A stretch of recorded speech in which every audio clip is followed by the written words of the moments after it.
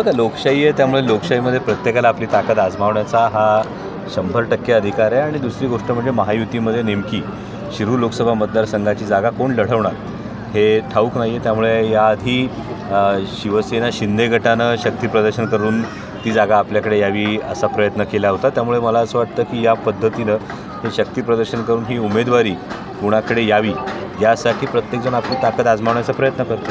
म्हणजे दादांचं शक्ती प्रदर्शन उमेदवारी मिळावी यासाठी आहे की तुमचं प्रदर्शन म्हणजे तुमचं पराभव करण्यासाठी? बघा, दादा हे फार मोठे नेते आहेत. माझ्यासारख्या लहान कार्यकर्त्याने त्यांच्या नेतृत्वाविषयी बोलणं उचित ठरणार नाही. हा लोकशाहीने प्रत्येकाला अधिकार दिलेला आहे आणि त्या पद्धतीने त्यांना त्यांची ताकद आजमावण्याचा 100% अधिकार आहे.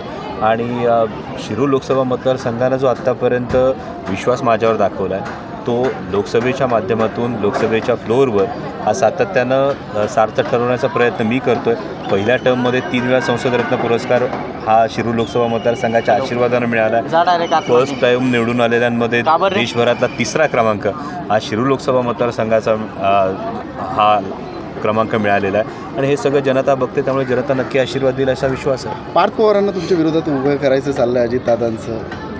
हे बघा, निवडणूक आहे म्हटल्यानंतर बिनविरोध तर होणार नाही, कोणी ना कोणी समोर असणार आहे. आणि त्यामध्ये वैयक्तिक यामध्ये कोणाविषयी आकस असण्याचं काही कारण नाही आहे, वैयक्तिक कोणाला विरोध असण्याचं कारण नाही आहे.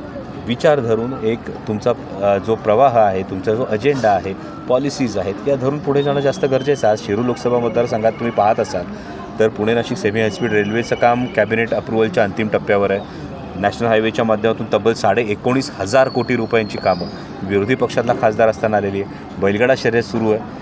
त्यानंतर इंद्रायणी मेडिसिटीचं काम दृष्टिक्षेपात आहे. राष्ट्रीय वनौषधी संशोधन केंद्राचं काम हे दृष्टिक्षेपात आहे. आणि या गोष्टी पूर्ण करण्याला मला जास्त प्राधान्य आहे. त्यामुळे समोर कोण आहे काय आहे यापेक्षा मला वाटतं शिरूर लोकसभा मतदारसंघातल्या मतदारांनी जो विश्वास दाखवला आहे तो सार्थ ठरवणं जास्त महत्त्वाचं आहे. पार्थ पवारांनी पुण्यातील कुख्यात गुंड गजा मारणे यांची भेट घेतली आहे. त्यांच्या निवासस्थानी जाऊन त्यांच्यासोबत दीपक मानकर आणि माजी महापौर दत्ता धनकवडे पण होते. अशा प्रकारे म्हणजे सार्वजनिक जीवनातील व्यक्तींना किंवा त्यांच्या मुलांनी अशा प्रकारे गुंडाची भेट घेणं कितपर्यंत योग्य वाटतं? याविषयी मला कोणतीही माहिती नाही, त्यामुळे भाष्य करणं उचित नाही. एक प्रश्न आहे कांदा उत्पादक शेतकऱ्यांच्या. कांदा उत्पादक शेतकऱ्यांनी केंद्र सरकारने निर्वाणीचा इशारा दिला की जर निर्यात बंदी उठवली नाही तर आम्ही नोटा म्हणजे वोट देण्याऐवजी नोटा देऊ. हे अत्यंत दुर्दैवी आहे. खरं तर कांदा उत्पादक शेतकऱ्यांची ही व्यथा गेल्या आपण 30-35 दिवसात जर कांदा निर्यात बंदीने झालेलं नुकसान जर फक्त बघितलं तर केवळ महाराष्ट्रातल्या कांदा उत्पादक शेतकऱ्यांचं 1500 ते 1800 कोटी रुपयांचं नुकसान आहे. जेव्हा केंद्र सरकार हे सातत्यानं सांगतं की आम्ही पाकिस्तानचं कंबरडं मोडू, वस्तुस्थिती आहे की कांद्यावर निर्यात बंदी केल्यामुळे केंद्रातलं सरकार हे पाकिस्तानातल्या कांदा उत्पादक शेतकऱ्यांचं भलं करतं आहे. आज मिडल ईस्टचं मार्केट असेल, युरोपचं मार्केट असेल, हे संपूर्ण मार्केट पाकिस्तानातल्या कांदा उत्पादक शेतकऱ्यांच्या हातात गेलेलं आहे.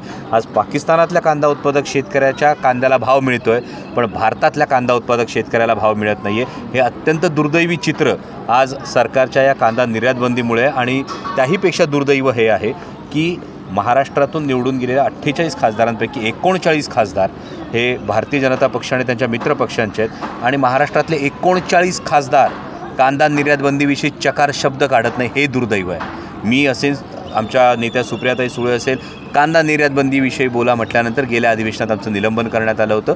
पण या अधिवेशनात पुन्हा कांदा निर्यात बंदीचा उठवण्यासाठीचा हा शेतकऱ्यांचा आवाज आम्ही नक्की उचलू. एक शेवटचा प्रश्न असेल की संदर्भात आज अहवाल मागवण्यात आला विभागाने आणि त्या तिन्ही नगरपरिषदाच्या नवीन महापालिका होणार आहे त्यासाठी तिन्ही आपल्याच मतदारसंघात याविषयी आपलं डिसेंट्रलायझेशन होणं गरजेचं आहे. पण त्याचबरोबर महापालिकांच्या निवडणुका कधी होणार हा मोठा प्रश्न आहे ना.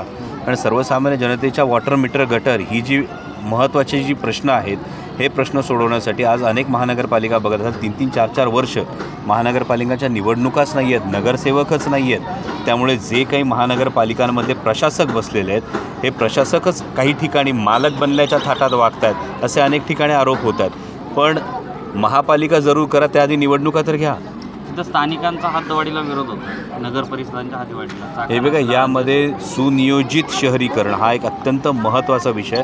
त्यामुळे सगळ्यांना विश्वासात घेऊन या संदर्भात गोष्टी होतील. पण या फार पुढच्या गोष्टी आहेत.